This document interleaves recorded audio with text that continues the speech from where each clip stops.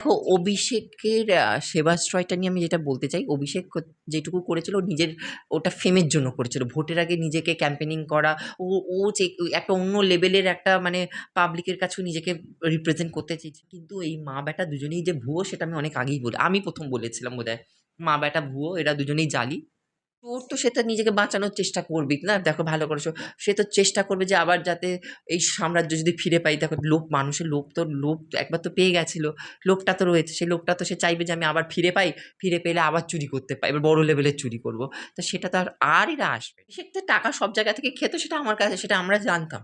সেটা আমরা সব জায়গা থেকেই শুনেছি যে অভিষেক বন্দ্যোপাধ্যায় ইভেন অটোওয়ালারা, রাস্তার অটোওয়ালাদের কাছ থেকেও যে যে টাকা ওদের যে ইউনিয়ন থেকে উঠতো, সেই টাকাও ওই কালীঘাটের যেত। যত দুর্নীতির টাকা সবই কালীঘাটে ঢুকতো, পরিষ্কার না হলে অত বড় প্রাসাদ হয় কখনো?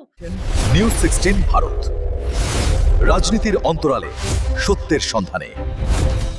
কিন্তু আমরা দেখলাম ইতিমধ্যেই তিনি ৩ জনকে দলে অলরেডি নিয়ে নিয়েছে। দেখো এটা আমরাও এক্সপেক্ট করিনি, কারণ তৃণমূল কখনো ভালো হতে পারে না। তৃণমূল সবসময় চোরই হয়।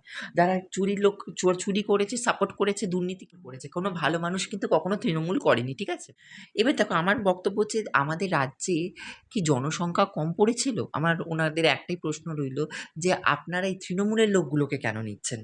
বা দেশে তো জনসংখ্যা কম নেই, বা আপনাদের কি বিজেপি কর্মীর সংখ্যা কি কম আছে, যারা নিজেদের লাইফ স্যাক্রিফাইস করেছে, যাদের নিজেদের লাইফগুলোকে এতদিন তাদের জন্য আপনারা কিছু না ভেবে আপনারা ওদেরকে কি করে পদ দিচ্ছেন? রাজ্যসভার উপনির্বাচনেরও টিকিট দেওয়া হলো। সেটাই তো আমি বারবার বলছি, যে আপনাদের কি এখানে কি মানে বিজেপির কি আমি জানি না কর্মী কম পড়েছে না দেশের জনসংখ্যা কম পড়েছে, যে এদের এই চোর পার্টির মেম্বারদেরকে নিয়ে রাজ্যসভায় এদের মেম্বার করছে। এটা আমি নিজেও মানে একটু হতাশই হয়েছি দেখে, সত্যি কথা বলতে গেলে। আমরা দেখলাম যে মানুষ সেবাশ্রয়ে যায়। অভিষেকের সেবাশ্রয়টা নিয়ে আমি যেটা বলতে চাই, অভিষেক যেটুকু করেছিল নিজের ওটা ফেমের জন্য করেছিল। ভোটের আগে নিজেকে ক্যাম্পেনিং করা, ও ও যে একটা অন্য লেভেলের একটা মানে পাবলিকের কাছেও নিজেকে রিপ্রেজেন্ট করতে চেয়েছে। কিন্তু এই মা বেটা দুজনেই যে ভুয়ো সেটা আমি অনেক আগেই আমি প্রথম বলেছিলাম বোধহয়। মা বেটা ভুয়ো, এরা দুজনেই জালি। সেটা বাংলার মানুষও বুঝে গেছে। এই অভিষেক আর মমতা বন্দ্যোপাধ্যায় এরা দুজনেই জালি, পরিষ্কার গল্প। তো সেখানে ওরা দুজনেই দেখো এখানে এই যে সেবাশ্রয়টা খুলেছিল, এটা তো আমি প্রথমেই বলেছিলাম যে এটা লোক দেখানি। যদি সেবাশ্রয়টা হতো তাহলে ও নিজে বিদেশে গিয়ে ও নিজের ছেলে-মেয়ে, নিজের ফ্যামিলি ও নিজেই চিকিৎসা করাতে পারতো ওখানে। তাহলে আমি যদি আমার ট্রিটমেন্ট যদি ভালো হয়, তাহলে আমি তার বিদেশে গিয়ে ট্রিটমেন্ট করাবো না। আমি আমার নিজের ঘরের ডাক্তারকে দিয়ে ট্রিটমেন্ট করাবো। ঠিক কি না? তার মানে বুঝতে পারছো মানে গোড়ায় গলদ আছে। সেটা তো আমি প্রথমেই বলি। তো বাচ্চার এখন হাত গেছে, পা গেছে, এখন তো আর বলে লাভ নেই। এটা মানুষকে অনেক আগেই এটা বোঝা উচিত ছিল, যে এটা শুধু ভোটের আগে আই ওয়াশ, আর কিচ্ছু নয়। করা যায় হোমিওপ্যাথি ডাক্তার দিয়ে এলোপ্যাথি চিকিৎসা সেবাশ্রয়ে। হোমিওপ্যাথি ডাক্তার দিয়ে অ্যালোপ্যাথি চিকিৎসা করছে। তারপর অনেক মানুষকে ভুয়ো ওষুধ দিয়েছে, এগুলো আমি সবই শুনেছি। যে দেখো এগুলো তো বেকার ভুয়ো পুরো জিনিস। ওরা তো দুজনেই জালি ছিল, যার জন্য। তবে এখন আমি একটা জিনিস বুঝে পাচ্ছি না, এত কিছু ঘটার পরেও এই রাজ্য সরকার এদেরকে এখনো কোনো মতে এরা দিব্যি এদেরকে অ্যারেস্ট কেন করা হলো না?